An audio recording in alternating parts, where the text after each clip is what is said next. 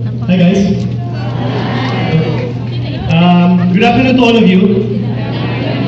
Alright, it's my actually my second time to go here in PUP, and it's just really nice to see a fellow youth like you. So, okay, my topic is about your personal brand in digital age, but I actually broke it down into two segments. First, I'll talk about your personal brand. How do you deal?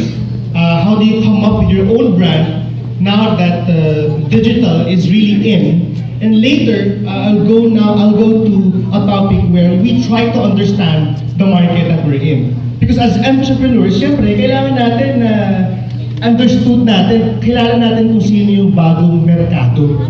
We need to understand who our new market is. Now, siguro siya gaya ni Ian, I was a seminarian for 8 years. Kaya ako po parehas kaming pilosopo ni Ian.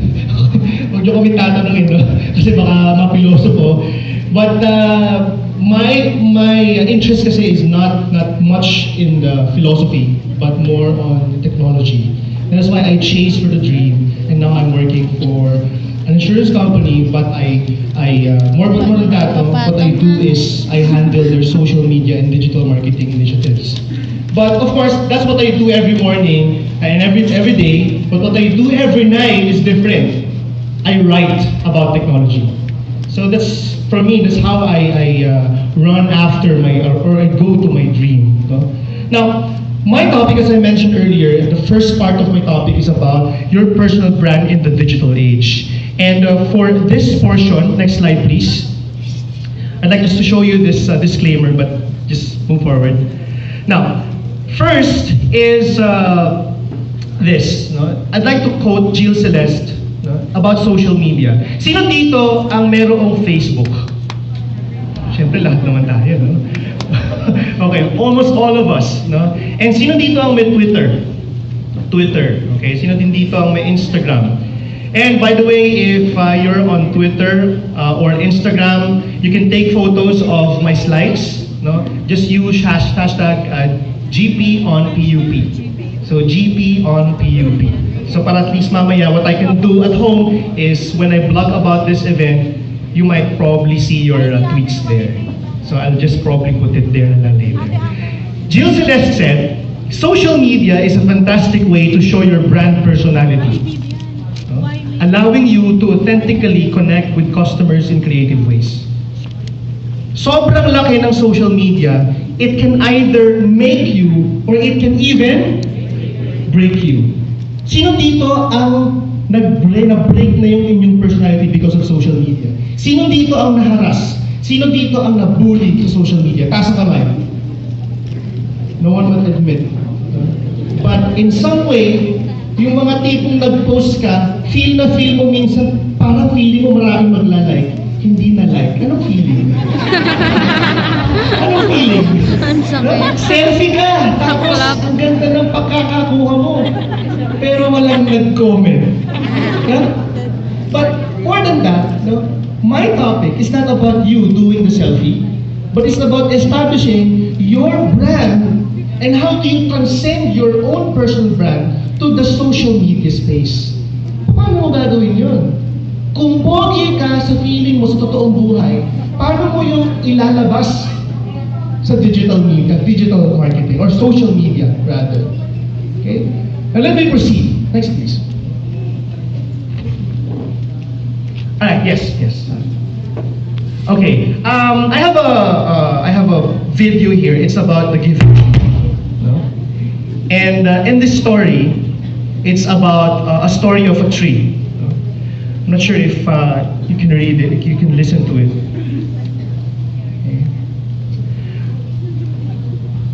Okay, anyway, okay, bibigyan kita ng ano.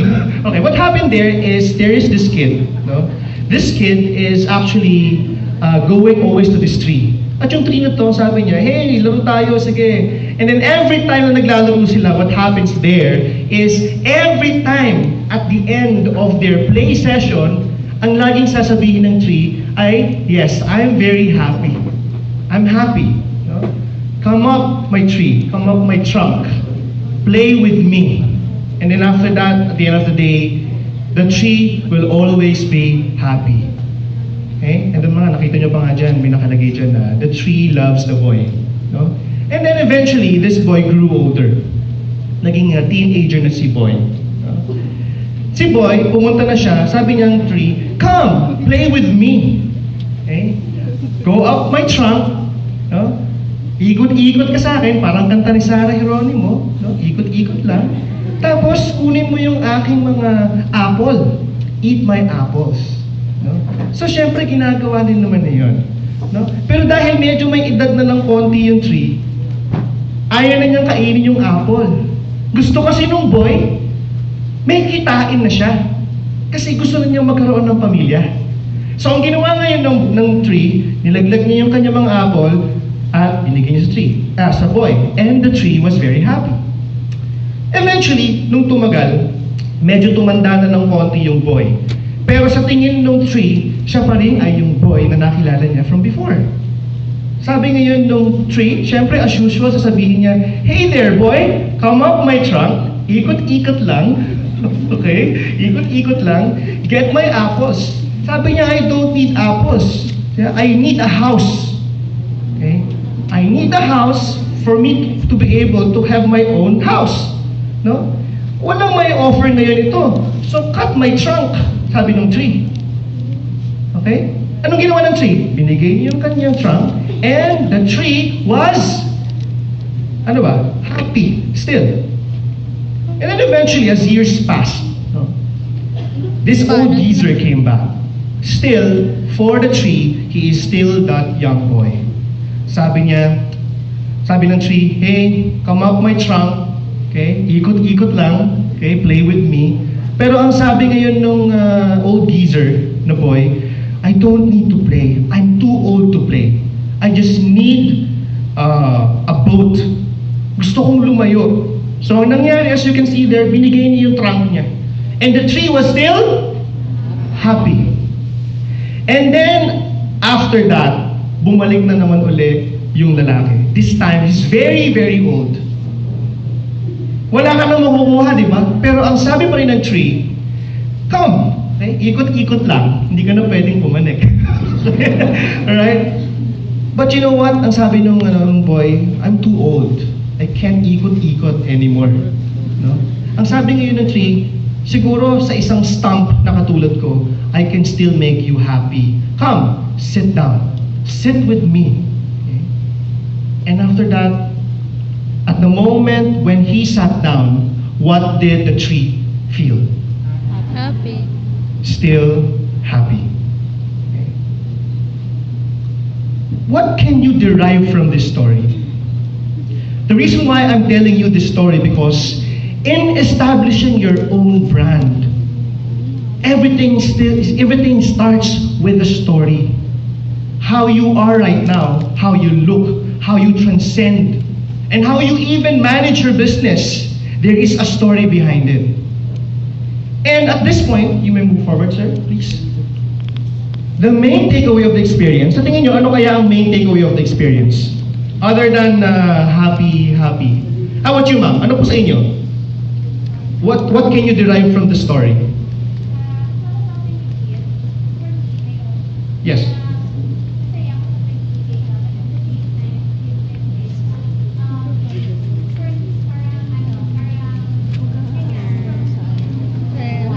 Okay. Alright, so kaya nga yung title niya, di ba, is The Giving Tree. Sir Ian, patandaan natin si ma'am, no? Ayun pala, meron tayong bibigay sa kanya mamaya na tumbler courtesy of PLDT. Alright. Now, what else? Dito sa mga first years. Sana mga first year? Sana? Ayaw ng task. Parang kanina gusto ng task na ako. Okay. Now, my main takeaway of the story, the next slide please, Ian. Is that giving unconditional love to secure a lifetime of happiness. Okay? Ano ba yun? Minsan naghahantay tayo ng kapalit, no? Pero kung titingnan mo ngayon yung personality, the brand that we saw on the tree, is that for this tree, giving love, unconditional love, would secure a lifetime of happiness. no matter what happens. Okay? Now, again, next slide, please. What you saw, and what I just showed you earlier, the brand of the tree, it's actually the premise. Okay? Premise always trumps the plot. Whatever happens, kung ano ang pagkakakilala mo sa tao, kung paano ang pagkakakita mo sa kanya, it would define the kind of person who he is, and even the kind of relationship you would have for that person. Now, if you are, for example, dealing with this entrepreneur, for example, feeling mo, itong tao to, pag-isip ito, ang galing mag-isip sa business. No? Kanina, si Sir Edwin, Dr. Edwin mentions something about that. No? It would always go back to the premise na, kasi ganito siya, ito yung kanyang binavalue. It always goes back to that premise, no matter what happens. Now, what am I telling? Your brand as a person would always have a brand premise. You always go back to your own premise as a person, your own personal brand. Next slide, please, Ian. Your brand premise is what is the irrefutable statement that defines your being. It is the irrefutable statement that defines your being. Ibig sabihin, kapag nakita kita, uy, feeling ko itong taong to, parang kasarap kasama. Meron ba kayong mga feeling na gano'n pag nakakakita kayo? No? Because that is the brand he transcends. That is his brand premise. And coming up with your own brand premise, even as an entrepreneur, is actually a good exercise. Okay? Now, first, all you have to do when you come up with your own brand premise is to understand the dramatic issue. No? Halimbawa ako, my dramatic issue is this. This is what I always think of.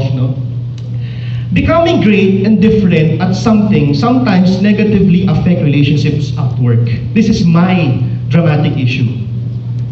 And this dramatic issue is something that I want to later, gusto kong mawala yan. Gusto kong hindi siya mangyari. So, one thing that I would do to overcome the dramatic issue is to have a movement. My movement, in this case, is ano ba yung dapat kong gawin para ma-address yung dramatic issue? Add a spice of humaneness and benevolence, make and mend personal bonds. Para sa akin, siguro, relationship matters eh. No? And then after that, after having your own movement, and there you go with fulfillment. This is the feeling you have once you've addressed the dramatic issue. To me, this is my fulfillment. Become awesome at doing something with great friends by my side. So, my brand premise in that sense, sa tatlong bagay na sinabi ko, una, addressing the dramatic issue. Second is my movement. And third is fulfillment. My brand premise as me is strive for excellence and distinction with humanity as compass. That is mine. The tree's brand premise is what? Unconditional love. What's that again? Unconditional love secures a lifetime of happiness. What about you?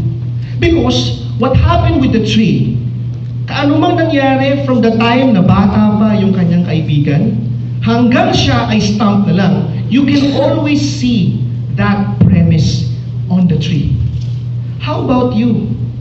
What is your brand premise? Because whatever happens, if you have a brand premise, it will transcend even kapag ka ikaw ay may trabaho. Lalabas at lalabas. No? And if you're going to connect this, even through social media, lalabas din doon as extension of your social space. Lalabas din doon kung anong klaseng tao ikaw. Why did I say something about brand premise? Because as entrepreneurs, you need to have a representation of yourself. If you have a brand premise, as I mentioned earlier, it will transcend to the quality of your work. It will transcend to your visual identity. Okay? What do I mean by your visual identity? Sino na dito may calling card? Yan, calling card. Ano yung itsura ng calling card? Standard ba? Baliktaran? May ganun, di ba? Anong kulay? Alam niyo ba, minsan ang kulay ay merong halaga? May meaning. No? The choice of colors you choose, or your choice of colors, okay? The icons you use. Do you use icons? Nalagay mo ba telephone number? O icon lang ng telephone? Okay. These things are actually transcendence of your own brand premise. Here can you proceed, sir? Okay. This is just a sample of color psychology. No? If your choice of color is orange, it would mean optimism. Green is the balance and growth. Kaya minsan kaputan ng Facebook, ano bang timeline mo? Timeline cover. Okay, ano bang kulay ng damit mo ron? Okay. Minsan it also means something. Yellow means mind, blue, trust and peace. Indigo means intuition. Purple means imagination. So kahit lalaki pwedeng mag-purple. No? Turquoise means communication. You're a good communicator. Pink is unconditional love. Wow. Okay. So real men wear pink. Diba? Okay.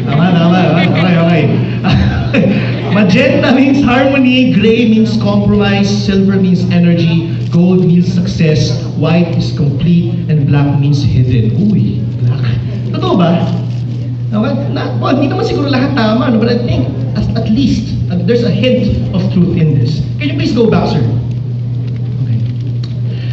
Even your own online resume. Sino dito ang di ba may Facebook kayo? Sino dito ang may LinkedIn? LinkedIn, okay. Kaunti lang, no? Okay, even your blog. Who are bloggers here? My fellow bloggers, please raise your hand. Ayan si sir, no? Your signature. Okay? Sino dito yung magulo yung signature? Hindi naman masama yan. Okay na naman yun. Pero there's a meaning to that, no? Your handwriting, as I mentioned, your choice of colors, your design philosophy. Who are designers here? Yung nagdi-design, the drawing. Sino dito ang designers? Wala? Okay, lahat pala kayo. Ayun, okay. Okay. Now, even your own social media reputation. What is your reputation? It's always good to look back. No? Sir, can you please proceed? Now, how do you now promote your personal brand through social media? Again, I'm speaking here of your own personal brand muna. Because later, if you know your personal brand, if you understand the kind of brand you have, it will then transcend to you being entrepreneurs. No? Kasi pagkatao yun eh. No? Uugat yun. No? Ito yung kalalabasan. How do you promote it? Just some tips. No? Have an online resume. So this is my online resume. If you go to gianviterbo.com/resume, you will see it there. You will see what I do, what I do at work, what I've done. So that's my first tip. But I have some sub-tips under having an online resume. First is, of course, if you have a budget, baka gusto po ninyo bumili ng by yourself, sabi nga nila, no? Your own domain. So, for example, ang pangalan mo ay Ian Bahungan. So you may want to purchase ianbahungan.com because someday, no, to establish the kind of who you are, no, pwede makita yun doon, and you own it already. Also, you may want to invest or you may want to go through Tumblr. If you have a Tumblr and if you have your own domain name, gianviterbo.com, halimbawa, hindi naman mahal yun eh. It's only 500 to 700 pesos a year. Your own domain. Sir, ano pangalan niyo, sir? Kayo pong nakatilaw. Yes, sir. Carmelito. Last name, sir? Tindoy. Okay, carmelitotindoy.com. Right, so, meron kang ganyan, no? Now, if you have that, all you have to do is to go to Tumblr and somehow connect your Tumblr account to your domain name. Kasi if you're going to purchase a domain plus a hosting, mas mahal yun. It will cost you about 4,000 a year to 5,000. Depende sa budget nyo. Pero kung gusto mo na wala ka nang kailangan biling hosting, Tumblr ka na lang. O kung may business ka, no? It works the same thing. No? For example, if you want to promote your products, you can do that as well. Nyari nagbebenta ka ng projector. Projectorpilipinas.com. Okay. Nagbebenta ka ng ganon. You can purchase the domain, go to Tumblr, connect your domain to Tumblr. It's the cheaper alternative. But if you want to to have a more comprehensive and more capable system, bumili ka ng sarili mong hosting. Now, other than that, LinkedIn, please, no, update your LinkedIn. Lagay nyo kung saan graduate. Tell them that you're studying entrepreneur in PUP. No? Because people would see, even if you're freelancing, for example, no, malalaman nila kung anong ginagawa mo. No? And it adds credibility to you. And transcend, again, no, whatever you write there, it has to be always connected to who you really are. Mahirap naman yung kung ano yung nilalagay mo doon ay taliwas kung ano yung totoo. No? Next, have your own portfolio. No? Kung halimbawa artist ka, you may want to put all your work in one area. Para pag tinanong ka, oh, anong ginagawa mo? Okay, I'm actually a photographer. Okay, and I see some of your work. Piprint ko na lang muna. Bigay ko na lang sa'yo. Maganda na lang sabihin mo sa kanya, just go to my site. Or just go here. Marami namang free online portfolio management systems or internet websites. And also, optimize and monitor your cloud score. If you don't know cloud, you go to facebook.com, search nyo yung Cloud, cloud. Search your cloud and add all your existing social networking accounts and try to identify what your current cloud score is. The higher the score, the higher the influence. Okay? The higher your social media influence. The higher the social media influence you have, well, it adds a bit. No? It's not actually the be-all and end-all of everything, but it would help you promote your own brand. No? So minsan kasi kapag halimbawa meron kang portfolio, you're an entrepreneur, para mapatunayan mo ikaw talaga ay expert in this field, this could be another metric for you. So may mga taong influencer, for example, one of my influencers in entrepreneur, kasi I'm not really born entrepreneur. No? Ian is. So what Ian does is he gives me a K, tawag doon, K. Because well, I make him as my influencer, but kapag ako natututo na, he gives me a K. Sort of rewarding me or telling me na you're already good at this level. Okay? So he gave me K on social media because he believes that I'm good at that. You know? I give him K in entrepreneurship because he's good at that. Now, also know when your name appears online. Okay, please, no? Baka naman yung pangalan mo, no? Carmelito Tindoiser, no? Tama, no? Hanapin mo yun sa Google. Because you don't know, baka meron ka na doon detractors or meron ka na rin doon ng mga, ano yun, yung mga may crush sa'yo. Pinag-uusapan ka na pala, boss. No? Di mo pa alam. No? So it's the best way to cross-check. No? Alright. Also, please be responsible in social media. Okay? Whenever you put something on social media, again, this would affect, or whatever you do in social media is actually, again, reflects the kind of, reflects your brand premise. No? Ask yourself if it's true, yung ipopost mo. Okay? Maraming ngayon naglipanan na, ano yun, halimbawa, si CNN anchor na Anderson, siya daw ang ginawang ambassador. Okay? Maraming nag-share, maraming nagalit. Pero hindi nila alam, yun pala ay, what? It's just a joke. No? So, if you post that, you verify if it's true. Kasi, ibig sabihin, kung pinost mo yun, ikaw yung tipong tao madaling maloko. Reflects your brand. Okay? Reflects who you are.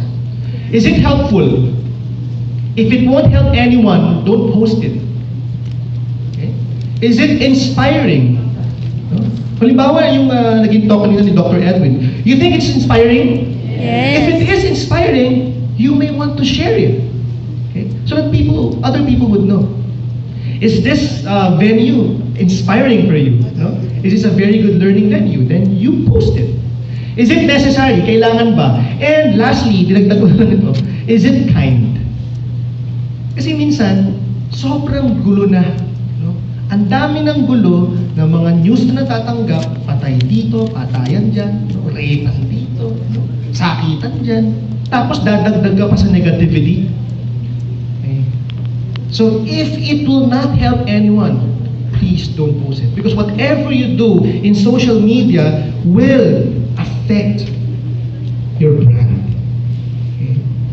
Minsan, no, yung pagkakakilala ng tatay mo sa'yo, minsan iba, minsan no, pagkakakilala ng mga kaibigan mo sa'yo, sino ka ba talaga? Sometimes people tend to be schizophrenic, no, in social media. They're different in real life, but they're different in social media. Okay? Sometimes it's always best to look back and see if you're in the right place. Now that you understand, no, your own, and my assignment probably to you if you have time, sabi nga na my time, no? Try to understand your own brand premise. Because if you understand, baka alam mo na kung ano ang brand premise mo eh. If you already know your brand premise, then so be it.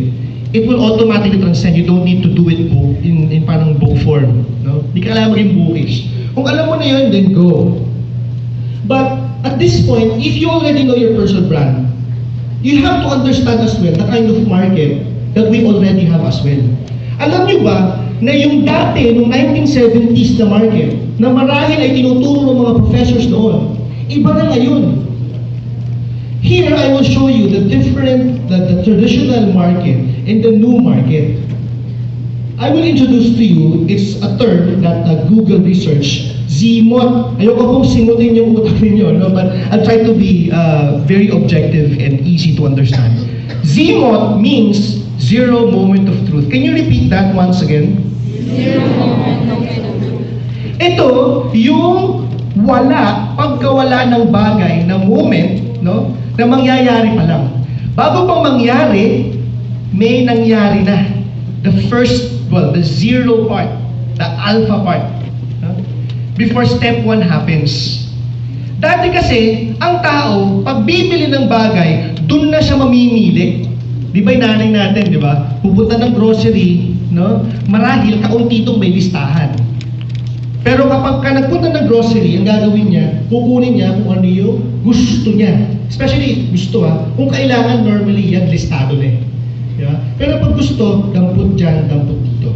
But this time, it's different. Bago pa dumampot, may ginawa ng bagay. Para, may rason siya para damputin. Tama ba? Okay. What do you do prior to buying something? I have one more tumbler, no? 3, no? So, dalawa na. Ay, si Mr. Tindoy. Yan, bibigyan ko mamaya yan. Dahil sumagot si Sir. Okay. What do you do prior to buying something? Anyone? Huh? Sir, yes, ma'am. Ma'am with the black t-shirt. That's you. Yes, that's you.